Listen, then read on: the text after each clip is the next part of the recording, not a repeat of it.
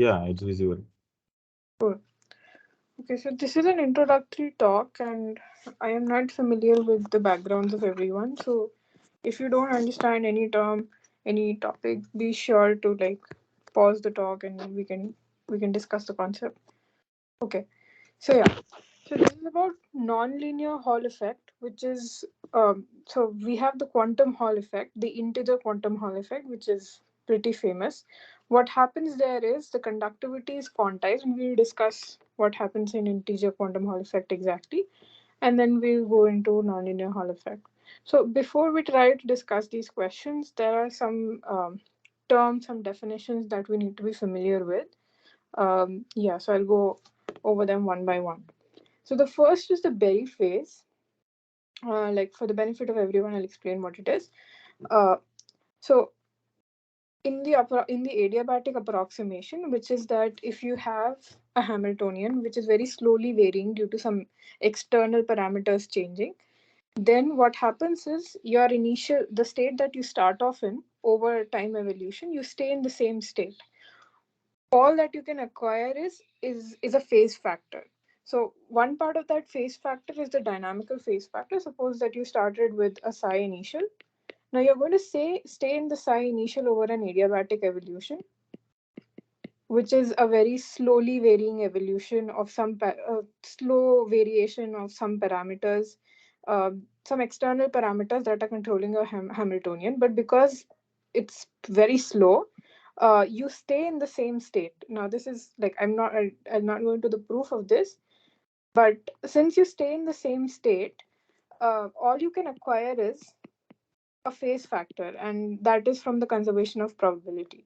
So a part of that phase factor is going to be your classic uh, energy based phase factor, which is called the dynamic phase factor. But this phase, called the Berry phase, is the geometric phase, and this depends upon how the parameters are varied and like the geometry of the band, if it's a band.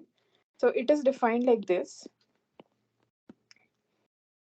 A is a quantity that I'll discuss here, and dk, the k you can understand as a parameter space, but like in our discussion in the rest of the talk, k is actually going to be the momentum space.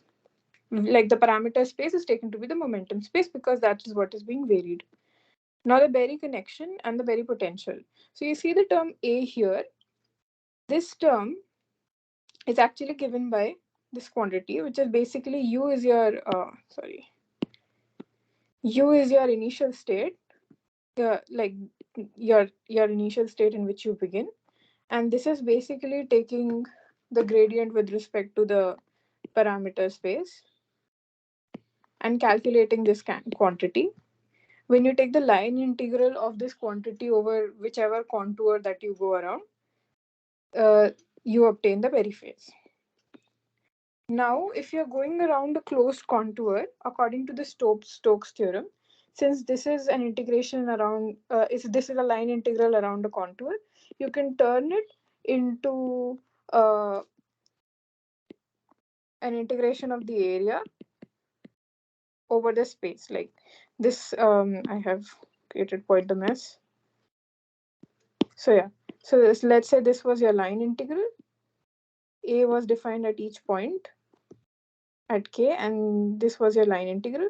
So according to the Stokes theorem, you can convert it into an area integral over this area A, and this would be something like del k cross A dot dk square, which is like the elemental area, yeah, infinitesimal area.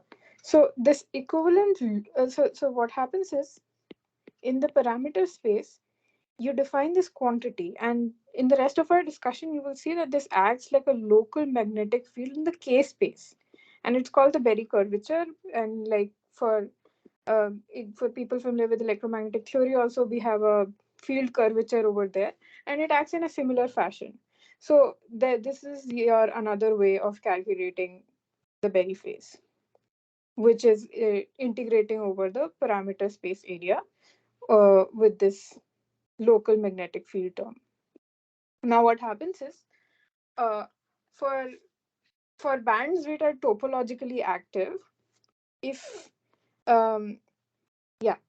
So when we discuss about bands in condensed matter theory, we usually restrict our discussion to this region called the Brillouin zone. I don't know how many people will be familiar with this. Basically, what happens is, uh, when you talk about a lattice, you talk about lattice symmetries and the lattice periodicity, right? So equivalently, you can go into into the K space, which is the momentum space, and talk about the equivalent lattice over there. And there you get Brillouin zones. And the first lattice, for example, if we are restricted to this term 0 to A, like this is our periodic lattice. When you go into a K space, you will first be directed to a Brillouin zone. And since we are dealing everything in the K space, it is like the uh, smallest unit cell in our K space. So if we try to find, now suppose we are trying to vary our parameters in the momentum space such that we are traversing the boundary of the Brillouin boundary, then what we get is this number, which is actually called the Chern number. And whenever you have some non-trivial topology in a band, then this Chern number is actually always an integer. If it's either zero, or if it's non-zero, it's always going to be an integer. And this is one of the major reasons. This is what governs the quantization of conductivity in the quantum Hall effect. Yeah. So the quantum in the quantum Hall effect, the conductivity is supposedly quantized like this. So yeah. Do you guys have any questions in all these terms we discussed?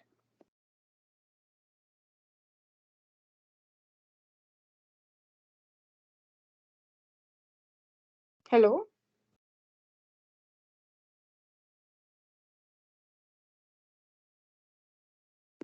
Yeah, you are audible. Yeah. Okay, sure. Cool then. Then I'll probably go ahead.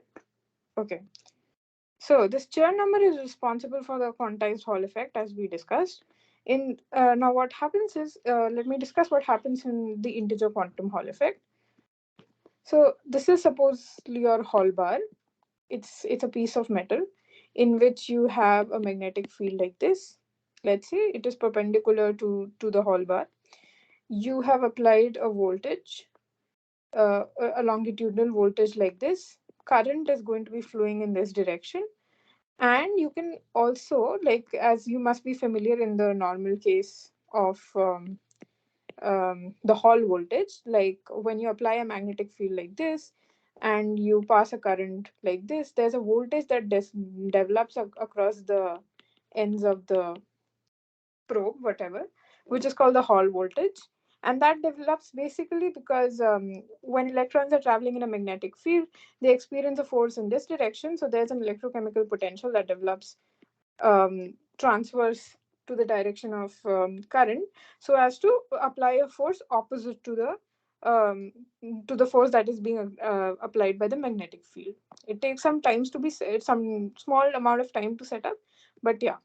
So what happens is, here also you're passing current. This is basically your Hall probe, and you try to track the Hall voltage.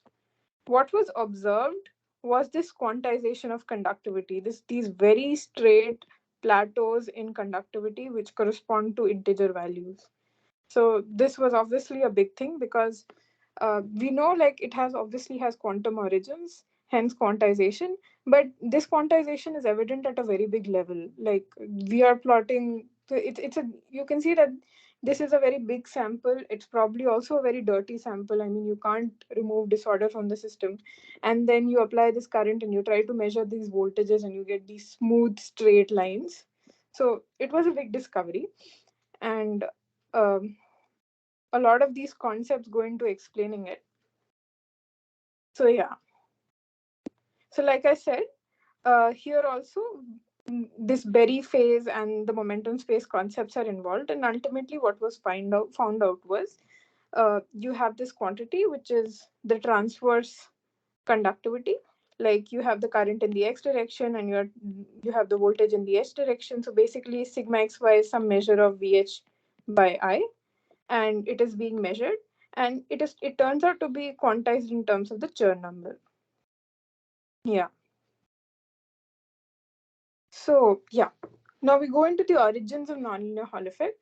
So here, what happens was, if we remove the magnetic field, we will lose all kind of. There would be no force on the electron, which will push them in a transverse direction, and the current will flow in the longitudinal direction only, right? So as you can see, like in order to observe the Hall effect, the magnetic field is essential. And why it's essential is because magnetic field, the external magnetic field, is breaking time reversal symmetry in some way. Like the best way I can explain it is, if you reverse the time, the current is going to flow backward, but the magnetic field doesn't reverse itself because it's being externally applied. It's not some internal thing which reverses with time. We are going to keep applying the magnetic field in the same direction. Right. So it breaks the magnetic field, it breaks the time reversal symmetry. And it has been noticed that systems that can break time reversal symmetry, only those systems will be able to show the quantum Hall effect, the integer quantum Hall effect. So yeah, so this is why, like it has been mentioned in the abstract of my topic as well, that time reversal symmetry is essential to observing the quantum Hall effect. So because what happens is, for time reversal symmetric system, the Berry curvature is this quantity omega that we call, is odd in the momentum space, right? So basically, being odd means, it's like if we're talking about of omega of minus k, omega at minus k, it's going to be equal to minus omega of k. This has to do with how the momentum operator itself transforms under time reversal symmetry. What happens is, under time reversal symmetry, suppose this is your trajectory over time. If you want to reverse it over time, you will keep the position same, but if your particle was flowing over in this direction, its velocity or its momentum vector was along this direction, it would become in the opposite direction in the time reversed case. So because of this, the Berry curvature turns out to be odd in the momentum space. And as you can see from these equations, this would lead to a zero Chern number, which forces the Hall conductivity to vanish. So, so this is the pretext that we are going to talk about. Now, according to this, we cannot observe any kind of Hall response in systems which do not break time reversal symmetry. But it has been noticed that if you have a crystal which breaks inversion symmetry is basically not having a center of inversion. The center of inversion is basically some center ci, across which, if you consider this point and this point which passes through ci, they're going to be mirror images of each other. They're going to be inversions of each other. Yeah, so if there's an arrow over here, there's an arrow that should be directed in the opposite direction, like this. So yeah, so for systems that that are time reversal symmetric but have this inversion symmetry breaking property to them, we can still observe a non-linear Hall response. Now, this is not going to be quantized in everything, but yeah, it will be a response that can be observed, and I'll go into how. So yeah, what this slide mentions is, crystals with sufficiently low symmetry can have highly anisotropic resistivity tensors. So basically, what we are saying is, you have a crystal which is pretty disordered, which is very anisotropic. So the resistivity tensor rho is going to be pretty disordered.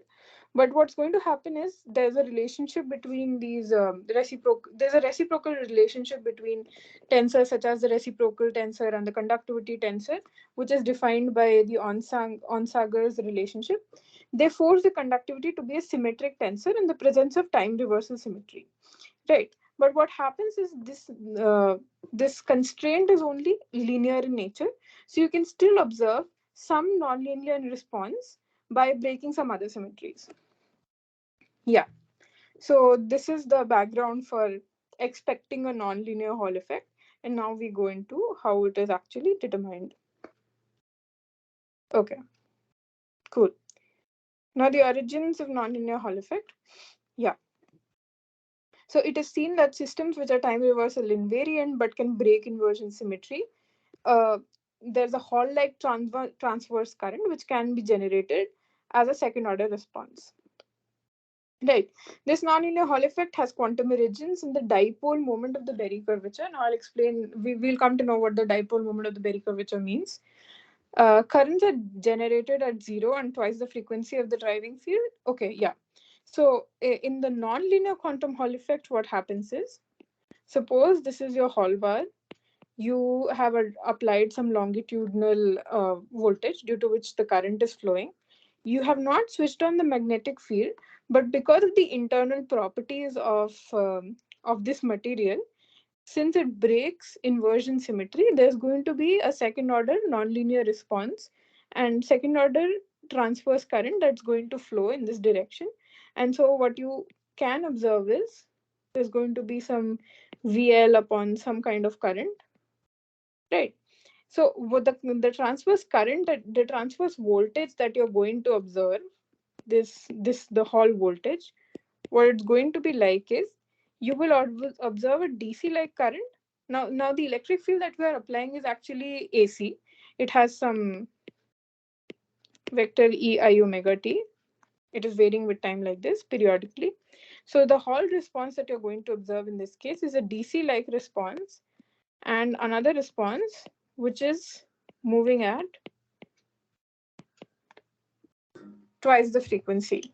Now, because of this second harmonic generation, in a way, because we are supplying a voltage, a longitudinal voltage of omega, and we are able to observe a current response at a frequency twice omega. Now, this is the property that is majorly used to determine experimental, like this is the band signature, and this is used to experimentally determine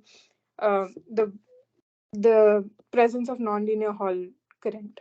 Right. So we basically connect a probe here, which can measure voltage at frequencies twice of the applied voltage, and through that we can determine whether there's a nonlinear Hall response in the material or not.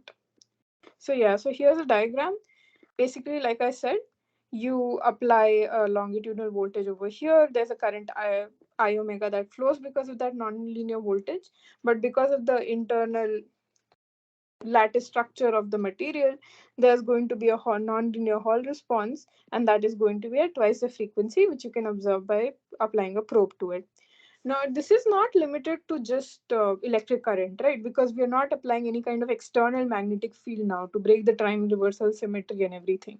So you can observe this effect in all kinds of currents that are observed in lattice. For example, you can have a temperature voltage, basically a variation of temperature, so that creates a thermal current, and you can observe a DC voltage like this. And similarly, there are spin effects that can be observed, and there are stress effects that can be observed. Yeah. So basically, the difference that we have come across between the integer linear quantum Hall effect and the nonlinear Hall effect that we're discussing is that the symmetry is broken in the quantum Hall effect. Is the integer quantum Hall effect is time reversal by applying the external magnetic field, and for nonlinear cases, it is the inversion symmetry. The IV relation is somewhat like this. Over here, it's somewhat like this, and the Fermi C. Okay, so we're going to come. So basically, the current is basically defined as your Fermi distribution function, because you're dealing with electrons. So the probability distribution function of electrons is basically the Fermi distribution function times the velocity. So the integral over here is, it turns out that it's going to be Berry curvature in this case, in the quantum Hall effect, like we saw conductivity. And for the nonlinear case, it turns out to be this quantity, which is actually the Berry curvature dipole that we are going to discuss. So yeah, now let's go into the general theory of nonlinear quantum Hall effect. Before this, do you guys have any questions? What do you mean the broken symmetry is inversion? Okay, so basically, like after the whole analysis of the quantity that comes out, you can see that you can have that quantity non-zero only when you break the inversion symmetry, the CI inversion symmetry, having a center of inversion. So what was happening is, we are so far in integer quantum Hall effect, we are considering systems which break time reversal symmetry, and that happens because you apply an external magnetic field that by itself breaks the time reversal symmetry. But here we are talking about systems which inherently are time reversal symmetric because we are not applying any external magnetic field in this case, but because they are breaking some other kind of symmetry, which in this case turns out to be the inversion symmetry, which is not having a center of inversion, they are able to show this second order nonlinear Hall response. Does that clear the confusion? Yeah, yeah. Okay, cool, cool. All right. So, so let's go into the general theory. I hope I'm not going too fast for everybody. There's a lot we covered in these few slides. Okay, cool. So yeah. So what happens is, for instance, we are dealing with electrons over here because we're dealing with bands, and the best way to treat electronic bands is via the the Sommerfeld approximation or the weakly perturbed electron approximation or the nearly free electron approximation. In all these cases, what we do is we take the energy to be this, right? And the k becomes your wave vector, which is basically the crystal momentum, and the velocity is defined like 1 upon h bar, right? You can see that it satisfies in the normal case of the block electrons, right? So now what happens is, this is the case for the nearly free electron case. The velocity in a particular band is defined by this based upon your crystal momentum. What happens in some cases is, when inversion or time reversal symmetry is broken, the semi-classical motion for a block electron also contains an additional non-vanishing term, which is like the Lorentz force in the momentum space. So basically, there is this external term that gets added, which is like an anomalous velocity of a block electron. So in the nearly free electron model, what we do is, we have an electron which is basically a we model an electron with a momentum this, right? So that this is the momentum and this is the energy. So this is basically the case of a free electron. What happens is, near the lattice boundaries, it experiences a potential, and that potential weakly perturbs it, right? And because of this, we get all the band structure behavior that we do get, and we can apply all kinds of approximations to it to make it more and more advanced and closer to the real picture. So what happens in this case, when we have a time reversal symmetry being broken or an inversion symmetry we get broken, there is this external term that also gets added to the block velocity. Now, omega is like your Berry curvature in the momentum space, which acts like a magnetic field. So basically, what is happening is, try to think of momentum as one of your try to think of this k dot term as a momentum velocity, and since this is a term which is analogous to magnetic field, this is basically saying, um yeah so but this is basically saying this is some kind of force term which is equal to v cross b, right? So that is how, okay, I did not add this here, this is how your velocity varies, right? Sure, cool then. So the electronic current density is given by like I told you, the electric current that we're going to talk about, Ji. The electric current density is given by the integral of the physical velocity of electron, which is weighed by their occupation factor Fk. This is the formula. This is the formulation that we use for electric current density. This is basically your Fermi electron distribution function, and this is your velocity. So basically, we are summing over all k states weighed by their probability distribution. Yeah. Now, the driving electric field in our case is going to be oscillating harmonically, like I said, and this is going to be this. So after a lot of basically the mechanism that we use is the Boltzmann transport equation in the relaxation time regime. Okay, so what the Boltzmann transport does is, uh, yeah, so it basically is governed by this equation, del F by del T plus the velocity of electron dot this. This is an external force is equal to, is equal to something which we call the I collision. Now, we don't need to go into the huge details of it, but it's basically derived from statistical mechanical concepts. What we are trying to do is, so here the Fermi distribution function, this is the equilibrium distribution function, but since we are trying to add an external force, we are going to disturb the equilibrium function. So the time evolution is actually determined by an equation like this, where the time derivative plus this term is going to equal to some collision factor, which is determined in the which is something in the relaxation time regime, right? So the end result of these calculations is you get the DC current like we had expected, and a current at the for the second harmonic at twice the frequency, which is at 2 omega, which is defined like this.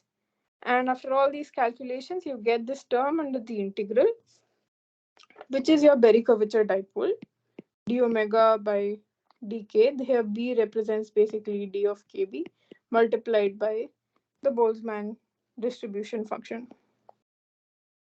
Now, yeah, so this establishes that the nonlinear conductivity tensor chi ABC is proportional to the Berry curvature dipole moment.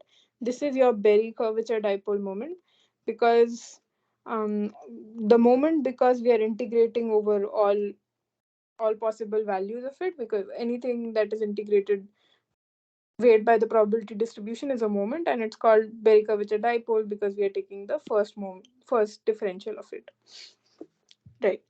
So it is summed over all the occupied space. The symmetry observed by this, now this is a very pseudo tensorial quantity because omega is, like I said, similar to magnetic field, and magnetic field is also by itself a pseudo tensor. So this quantity behaves like a pseudo tensor.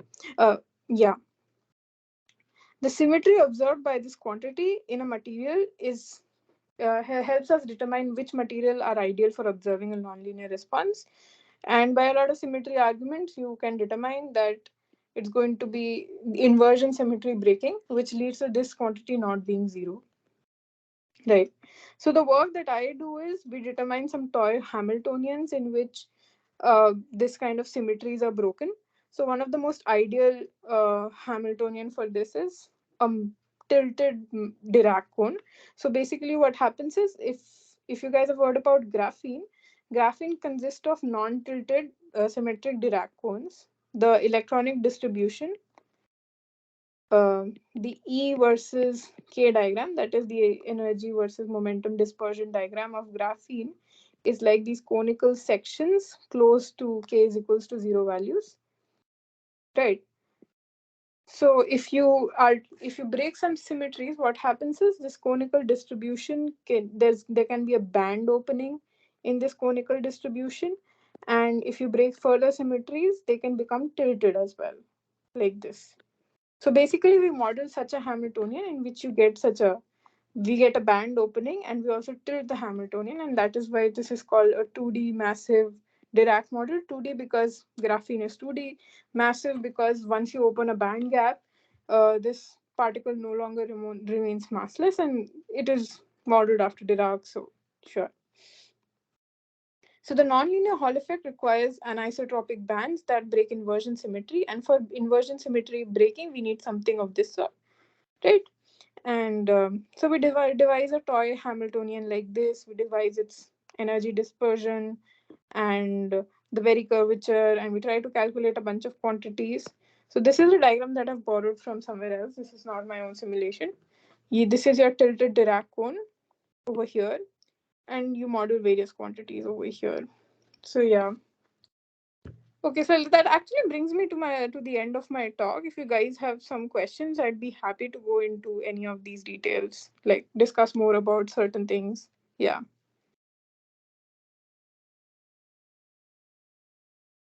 Hello. Can can you show the plots at the last slide? I mean, Okay, here, sure. So I'll explain. This is omega that is being shown here, and this is the Berry curvature density, dipole density. It's a different quantity. For instance, the Berry curvature dipole is like this. The Berry curvature dipole density, in fact, become something like this. It helps to determine where the maxima and minima of this is located. So why are we plotting all this? Is like I'll explain the general intuition behind it. What the Berry curvature actually explains is it's kind of a curvature, which is why we call it a curvature. What happens is for okay, this diagram is not very explanatory. I'll just draw another diagram. So let's say you have a curved. Let me use a different color. Yeah, let's say you have this curved dispersion, right? Now, if you see, this is where you can have all kinds of dispersions like this based how you change the parameters. You can have dispersions which come closer or which come like this almost, right? Which are almost interfering with each other. So what happens is this is the location where the bands are closest. Now, this is where our adiabatic approximation and everything can break down, because here there's the smallest energy gap for an electron in this band to transfer into this band. Right. So the curvature of this region is somewhat higher in some sense. And Berry curvature measures exactly that. When bands come close together, the Berry curvature gets higher. When bands go far apart, the Berry curvature lowers down. So what's going to happen is if you're going to like plot the Berry curvature, which is omega, you're going to notice that it's going to be the densest over here and then it's going to die down. Yeah. So if you like plot the Berry curvature on top of the dispersion band, you'll notice that it's most dense near these regions where the bands come close together. So as you can see here as well, I don't know, like these plots are not, I mean, KX, KY are not very properly done. So yeah, I can show some other plots. But this is basically the gist of it. The Berry curvature is in some sense measuring how close the energy bands are to each other and how fast are they getting away from each other. And yeah. I see. So in the last slide, go to the last slide once. Yeah. Yeah. So the right top plot, there the red and blue are two different bands. Yeah. Because the contours get closer when those two colors are closer. Yeah. Because like this is probably some section over here. So this is the pole of this and this is the pole of this. And so like Right, get it, yeah. color is greater to indicate a higher Berry curvature. And what are these lambda 1, lambda 2? Lambda 1, lambda 2, I mean, this is projecting your Berry curvature over here, and this is just your K space. I'm not sure what the notation used. I just picked up this figure. I've not put up my own simulations here. Yeah, okay. Okay. Are there any other questions? Yeah, can you explain the intuition behind choosing these Hamiltonian ones? Okay, so yeah. Basically, you want to break inversion symmetry. Our whole discussion was to come to the point that you can still observe a nonlinear Hall response even without switching on the magnetic field if you break some kind of symmetry, which is inversion symmetry. So if you took the original block electron in 2D graphene model, which is actually this conical Dirac model, this does not break any kind of inversion symmetry, right? This is completely symmetric. It's like this cone over here. Yeah, right. It is completely symmetric. So what we do is we open up a gap and we try to tilt it so as to break inversion symmetry. Okay. Okay, get it. Yeah.